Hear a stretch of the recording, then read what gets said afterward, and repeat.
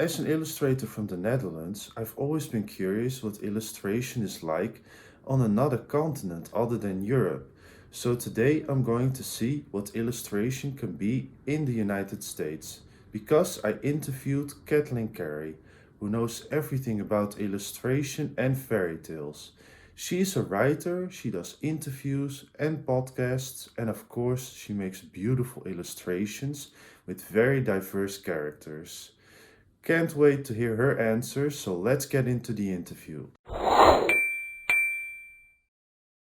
Before we start the interview, I want to show you some illustrations that Catlin has made. Enjoy!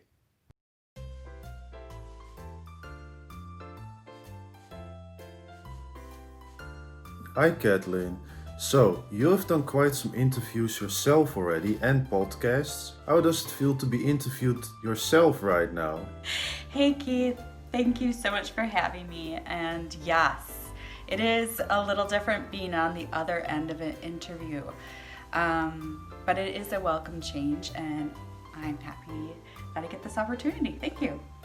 Could you tell a little bit more about your career in illustration and writing? I love a good story. Of course, I love art, and I love to read books, and I enjoy studying history. And I am a wife to a very kind and loving husband who is supportive. He is a talent himself in industrial design and a really great drawer. He also plays the guitar. I have a son who is 6 years old and the joy of my heart. He is full of energy and I don't have enough to keep up with him. He is very creative and very imaginative and just a fun kid.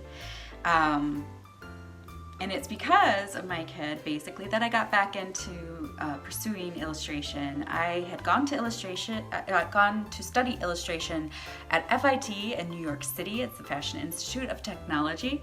And it wasn't until a decade and a half later when I had my son and I decided to care for my son at home, that I found an outlet for myself and by drawing, basically drawing life as a new mom who is a bit older and already set in her ways, so the newness of motherhood was a bit overwhelming. And so as time went on and I was drawing these cartoons of my son and I, and either funny or tiring or exhausting or joyful, loving moments, my husband's like, you should just make a fun book about that. And so I did. I self-published a book called The Glorious Overwhelming of Motherhood. It's on Amazon. And it's just a fun little coffee book about being a mom. And so that kind of really got the ball rolling, and I realized I really wanted to pursue getting better at my craft, and I started getting more into digital art and learning how to use that medium. And that is kind of where I started to really be diligent and starting to work part-time at getting better and building up a portfolio as an illustrator. And what is the value of illustration in your home country, the United States? All right, so the question is a good question that I'm not really sure how to answer. What is the value that I find being an illustrator in the United States of America? I don't know what it's like to illustrate anywhere else, but what's been a great source of help for me here that's available, and I think it might be in Europe as well, is SCBWI, which is the Society of Children's Book Writers and Illustrators, and they have been really helpful in guiding me and what I need to do, honing my portfolio, illustration agencies, how to get work, workshops for illustrators and for writing to improve your writing. Though that was a great resource for me. And I would say I'm very grateful to have that resource, and they've helped me grow as an illustrator and storyteller. When you tell people about illustration as your job, What is the first or the most common reaction that you get? Do you feel that people understand the job? People's common reaction when I tell them that I'm an illustrator or about my work as an illustrator, I think for the most part that's nice. That's usually what I hear. But as far as people understanding what I do as an artist, obviously that just depends on people's experience, whether they understand art and do art themselves, or are professional artists, or they need artists in their workplace, or or they have nothing to do whatsoever with the art world and don't really get it. And so, yeah, it's a broad range of reaction. For the most part, I feel supported by my close friends and family, and also as an artist, you kind of have to realize there's always going to be naysayers, and it's and you kind of have to let that go. You're gonna have to let the opinions of others go, otherwise you're gonna never crawl out of that hole of self-consciousness, and that's a hurdle I continue and have had to get over myself, and so as far as people understanding work as an artist, like I said, I guess it's your experience with art. And then I think in the Midwest of the United States, I do think people have a lower understanding of the amount of skill and time it takes to create good art and compensate fairly for it. There's not a large respect in that realm. And that's something I think I'm trying to learn how to build up more confidence in.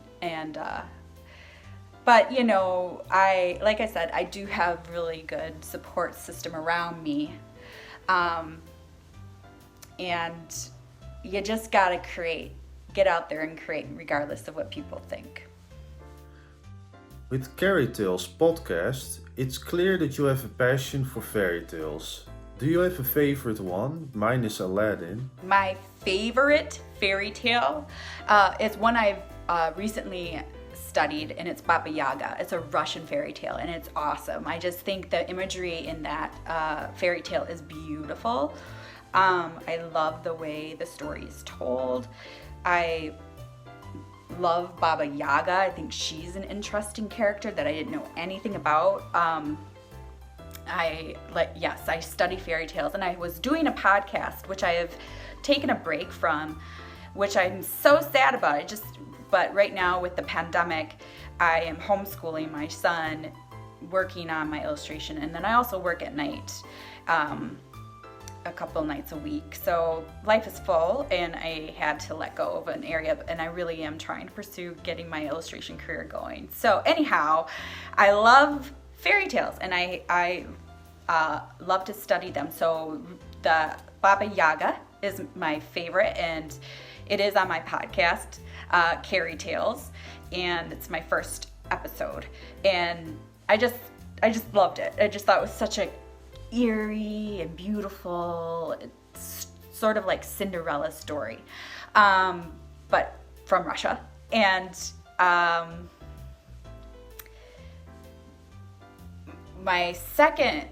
before I found out about Baba Yaga, it was actually The Seven Swans was my favorite fairy tale for the longest time. As a mother, how is the communication between your children and your art? Do they inspire you? Do they share opinions on your work? My son definitely inspires me in my work. As I said earlier, it was because of having my son and being at home with him and caring for him that I was able to get back into drawing and illustrating. And he is very imaginative and comes up with really fantastic ideas, and he also is enjoying drawing as as we are here at home. What I really enjoy in your illustrations is that your characters are very diverse. They're small, they're big, they're black, they're white, or any other color. They're just so diverse. If your characters did not have a story, would you still prefer to illustrate them in this way? Yes, I hope that I will continue to make my illustrations diverse, my characters diverse in my illustrations for a lifetime, because diversity in a story only makes the story more beautiful. Are there any artists that inspire you specifically? So, some illustrators that I admire, recent ones, one in particular that I follow on Instagram is Omar Rayan, and I apologize if I pronounce your name incorrectly, and that's Omar Rayan, Rayyan. I really like his style, and his art is just really beautiful and romantic and soft and full of light, which is a big draw for me. Light is a big draw in art for me. And then, of course, some older inspiration is in illustrators that I look up to is Edward Gorey. I mean, that guy was fun. He just has a real kind of dry and dark humor, and I love his illustration style. And as well as I also like Edward Hopper. I like his style and the color he uses, very moody as well in his own way. Do you have any tips or wise words for people that want to become an artist themselves? Any advice I have for an aspiring artist? Well, I feel like I'm still aspiring, but basically, I really recommend people to read the book Art and Fear. It gave me the most practical and useful advice, and basically it's to really put an emphasis on just doing it, practice. And you can have all the talent in the world, but if you don't use it, it's not going to amount to much. And just because you have talent doesn't mean you don't need to improve. And so you really daily practice and diligence in your art and really master your skill. It's something that you need to just really just get up and do, regardless if you're paid or not, you've made it or not. If you never make it, just do it. And if you're an artist, you just know that your heart is full of passion to create. Just create, regardless of whatever anyone says, or if you feel that you're not good enough, you're gonna get better. The stuff that I drew 5 years ago compared to the stuff I draw now is very much improved, and I hope in another 5 years I'll be thinking the same thing. We can always grow, we can always get better. We just have to be diligent and disciplined, and that the book Art and Fear is really great practical advice for any artist, and I really strongly suggest any aspiring or current artist to read it. And thank you so much for this interview with you. I wish you all the best. It's so fun to talk to somebody across the pond, across the ocean, and also just to have our related passion for illustration. And I really hope you have great success in all you do. Thank you so much for taking time to talk to me.